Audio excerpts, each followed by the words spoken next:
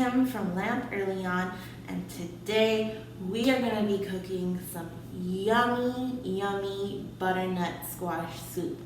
The weather is getting colder, and I know I love soup in those cold winter days, and hopefully you guys can make this at home with your little ones too.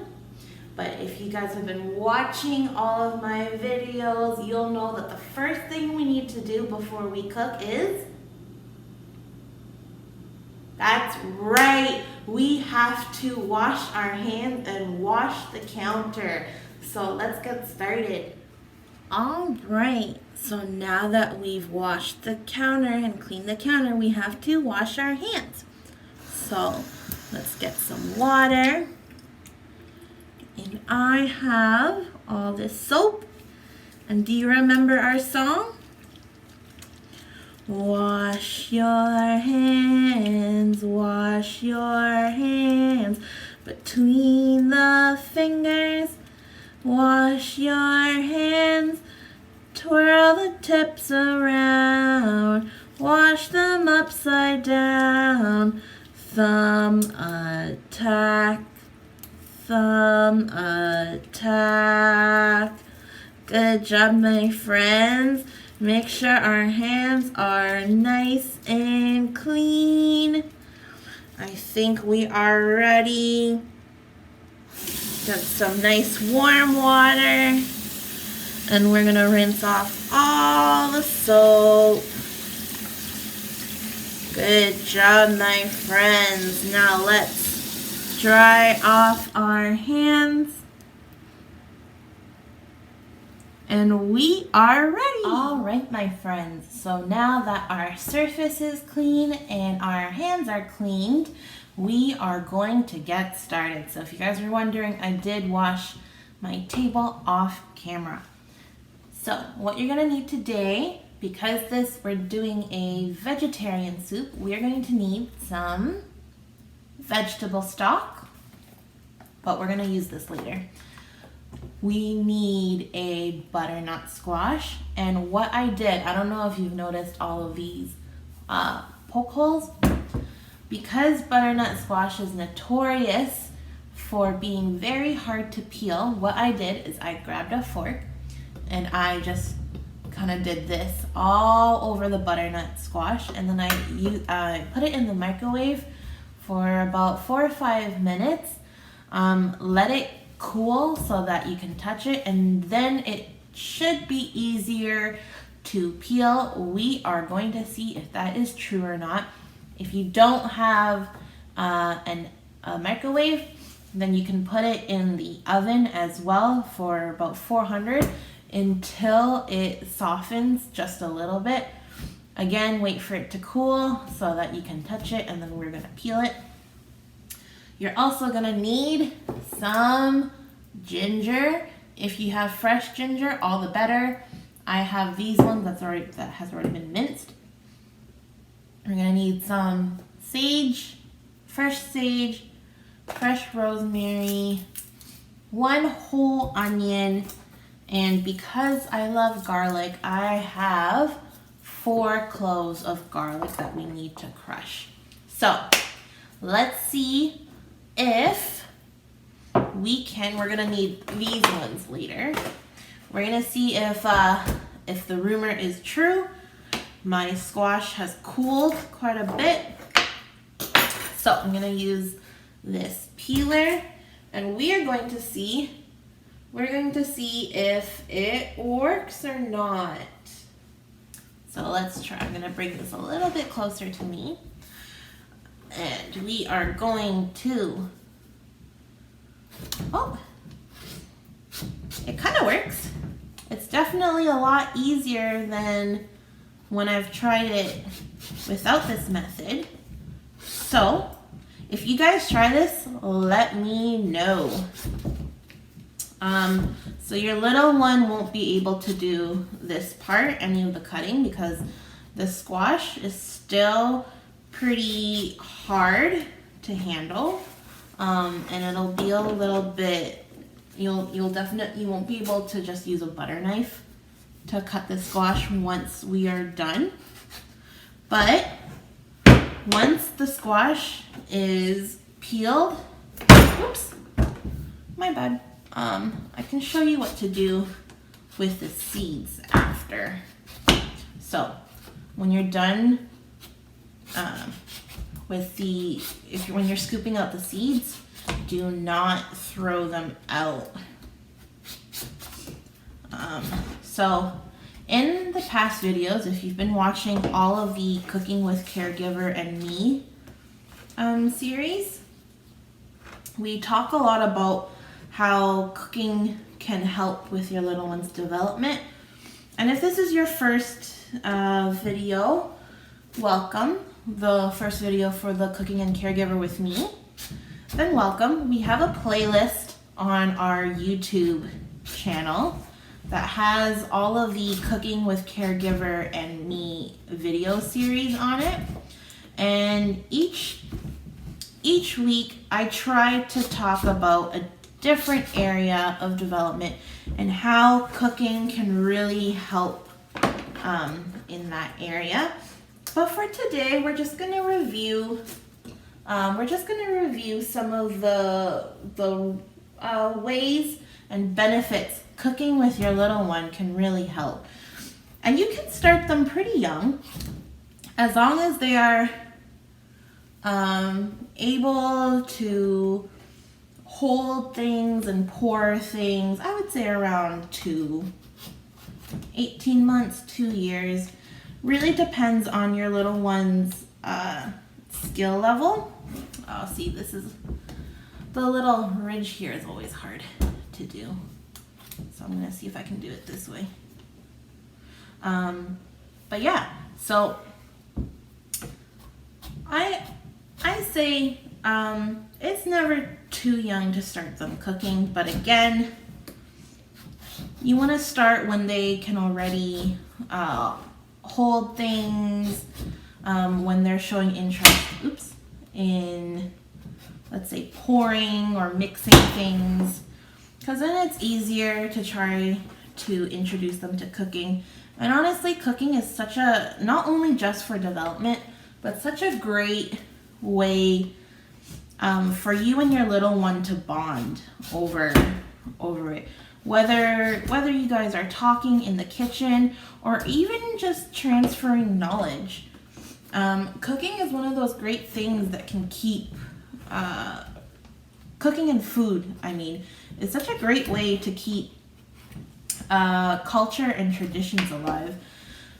I know my mom tried to instill a lot of Vietnamese cooking in me. I was born here in Canada, so my mom didn't want me to lose touch of my Vietnamese heritage and background. So food is just one of those great ways to keep it alive. And it doesn't just have to be a cultural thing. It could just be like a family tradition thing. Because, each family has their own different traditions, different ways of celebrating the same holiday. So cooking and food is just one of those really great ways to preserve those traditions, those values, the culture. Okay, I'm just gonna go in with a knife and try to. All right, finally done. Just gonna get rid of that part. So now, using all of our strength, we're gonna try to cut this in half. I have to stand up for this. All right, so now that it's cut in half, we are going to, I'm gonna grab a spoon first. And if you scoop up the seeds, you can actually save them, it's like I mentioned earlier. So what we're gonna do, I'm gonna grab a bowl here, scoop out all the seeds, and then you can clean them. So once you clean the seeds, you can do like a healthy snack. So clean the seeds, drizzle a little bit of extra virgin olive oil on it, and then whatever spices and seasonings that you like, and then just roast them in the oven at about 350 for approximately 20 to 25 minutes. So this way you're not wasting anything, and you're using the whole veggie.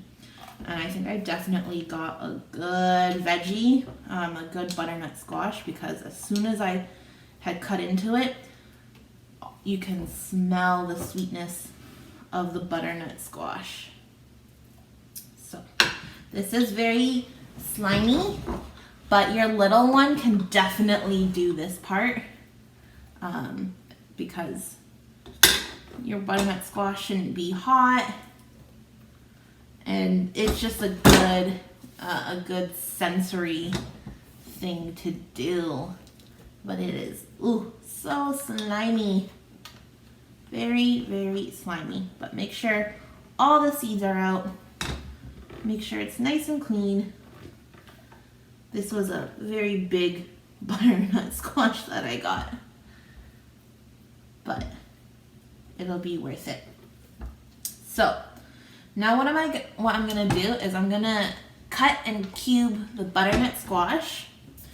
I'm gonna cut and cube the whole onion, and then I'm going to crush and cut up finely the garlic, and I will meet you at the stove. All right, my friends. Sorry about the fan. My fire alarm is actually really sensitive, so if I don't have the fan on, then my fire alarm will definitely go off. So really sorry about that, guys. But right now I've been cooking the onions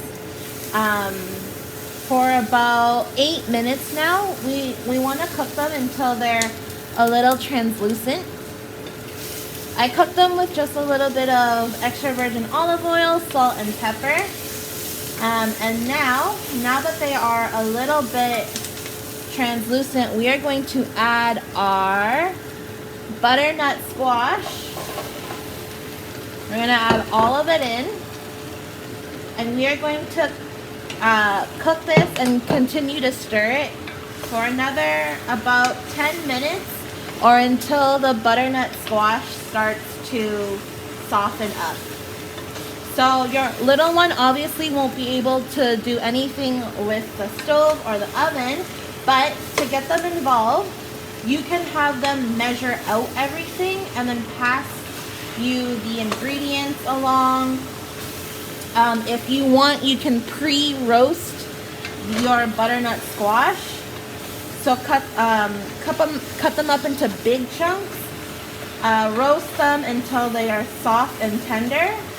And then what you can do, wait for them to cool down. And then you can get your older children to use a butter knife to cut them up into smaller chunks. So that's just some way of doing it, but I will see you back here in about 10-15 minutes. Alright, so now that the butternut squash has been cooking for about 10 minutes, they have definitely gotten soft. So now we are going to add our garlic. And again, your little one can pass you along the bowls if you want. And we have some sage. I have 1 tablespoon of sage that I've cut up. If you don't have sage, you can fresh sage. You can use dried sage if you want. Same thing with the rosemary. This is half a tablespoon of rosemary. I'm gonna add it in here. And we are going to stir up everything and let it cook for about a minute. So then once we have that going and have that cooked, we're also gonna add in a teaspoon of either freshly grated ginger or the ginger that I have here. We're gonna add a teaspoon of that. I need a smaller spoon. Just gonna use a fork. and add about a teaspoon in there. Mix it all up.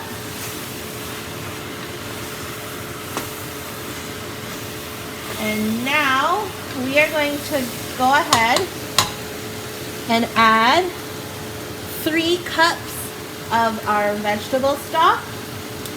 Again, your little one off at the side can pour and measure out 3 cups. Put it in a bowl and then you can take it from them. So that way they don't have to be near the oven. So we're going to do 1 cup, 2 cups. If you want to add cream or coconut milk, if you want to keep this a vegan recipe, instead of adding 3 cups of vegetable stock, you can add 2.5 cups of vegetable stock, and then half a cup of either half and half cream or coconut milk. So we are going to reduce the heat to medium, and then we're going to let this simmer for about 20 to 30 minutes, or until all of the butternut squash is very soft. And then after that, we're going to let it cool for a little bit, and then we are going to do the fun part, which is blending it all together. So now that we're waiting for our soup to cool down, we're going to read about chicken soup with rice. I wonder what my friend is going to do with chicken soup and rice throughout the months. This book was written by Maurice Sendak.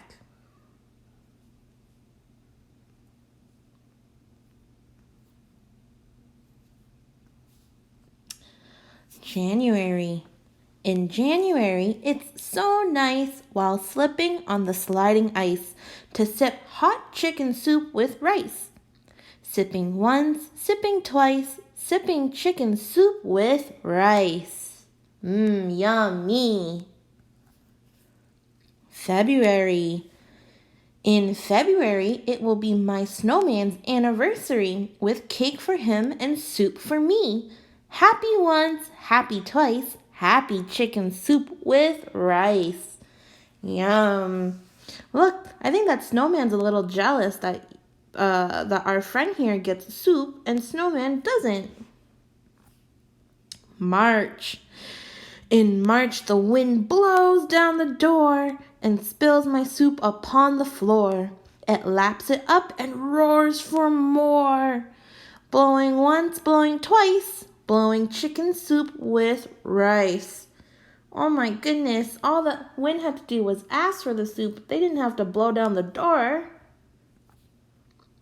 April. In April, I will go away to far off Spain or old Bombay and dream about hot soup all day. Oh my, oh once, oh my, oh twice, oh my, oh chicken soup with rice. Our friend must really love chicken soup with rice. They're dreaming about it. May. In May, I truly think it best to be a robin lightly dressed, concocting soup inside my nest. Mix it once, mix it twice, mix that chicken soup with rice. In June, I saw a charming group of roses all begin to droop. I pepped them up with chicken soup. Sprinkle once, sprinkle twice, sprinkle chicken soup with rice. Oh my, do you guys water your roses with soup? No, roses don't really like soup. They like water, but we like soup. July. In July, I'll take a peep into the cool and fishy deep where chicken soup is selling cheap. Selling once, selling twice, selling chicken soup with rice. Oh my, would you guys buy soup made from a turtle under the sea? Maybe. August. In August, it will be so hot, I will become a cooking pot. Cooking soup, of course, why not?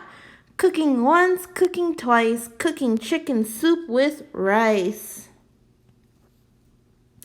In September, for a while, I will ride a crocodile down the chicken soupy Nile. Paddle once, paddle twice, paddle chicken soup with rice. In October, I'll be host to witches, goblins, and a ghost. I'll serve them chicken soup on toast. Whoopee once, whoopee twice, whoopee chicken soup with rice. This is starting to look really good, huh? In November's gusty gale, I will flop my flippy tail and spout hot soup, I'll be a whale. Spouting once, spouting twice, spouting chicken soup with rice. Oh my goodness, our friend likes soup so much they turn into a whale. And finally, in December, I will be a baubled, bangled Christmas tree with soup bowls draped all over me. Merry once, merry twice, merry chicken soup with rice. The end. My friends, I think our soup is now cool. All right, my friends. So, if this smells amazing, but obviously we are not done because this is very chunky butternut squash soup. So now that this has been cooling for a little bit, we've read our book, now it's nice and cool. We are going to try and smooth this out. So if you have a blender or a hand blender, go ahead and use that. I don't have that at my house, so we're going to be doing it by hand. And this is another great step you can do with your little one at home. All you really need is either a fork. Today I am using, this is supposed to be a potato masher, and we are going to mash this through. And again, this should be easy to do because you've cooked the butternut squash long enough that it is now, this is definitely very, very soft. Nice and soft. This, because I cut them up into big chunks, I ended up having to cook it for about 35-40 minutes.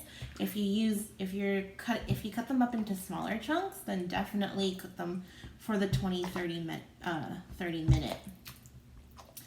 So like we were talking about before, all the different ways that cooking helps your little one with their development. It increases their language skills because, like I mentioned before, you're constantly labeling things. They're being introduced to new words and new action words too. So, like for example, mixing, shredding, pulse. If you have a mixer or a blender, you pulse you use the pulse setting. Mashing, hot, cold, salty, sweet, spicy, all the descriptive words and all the action words that are needed to cook. And then you can also, it also enhances fine motor skills and motor skills in general. This is a great example of trying to enhance their motor skills because this requires the grip, the fine motor grip, but at the same time it requires a little bit of, not too much strength, but it does require a little bit of strength, especially for your little one. Obviously you wouldn't be giving them this big of a bowl if they're helping you. You would give them a tiny bowl. Again, get a really large bowl and then just like a little bit of the soup. That way when they go like all crazy, it doesn't splatter everywhere. It will splatter, it just won't go everywhere or as intense as it usually does. Also, so not just this, but when you mix the ingredients, if you're doing any of like the bread recipes that I have here or any of our baking ones, you gotta roll out the dough. If you're using cookie cutters, that's another way of doing it. This really, cooking really helps with your little one's writing skills, because that all translates to holding a pencil, writing, holding scissors, coloring, cutting paper. So this really translates into their academics as well. And like I mentioned before, it increases their math skills because cooking is all about measuring, fractions. Even if they don't know what fractions are yet, they're still working with fractions. They have to count. If there's 3 cups of the vegetable broth in here, then they had to count 3. They had to measure it all out, all that stuff. So I'm going to continue to mix this until it is nice and smooth, and we will see the finished results. And there you have it, my friends. Some yummy, nutritious butternut squash soup. You can go ahead, serve it with some bread on its own, some baguette, toast it with some nice butter. But hopefully you and your little one does this recipe at home. If you do, please let me know how it turns out. I did add, once I was pureeing it, I did add a little bit more of the vegetable stock just because it was a little too thick. And then I also decided to add a little bit of cinnamon and nutmeg into it as well, just to give it a little bit more flavor. If you guys try all those additions, let me know, or let me know what else you guys put into your butternut squash soup. Thank you so much for joining me, and I hope you have a wonderful day. Bye!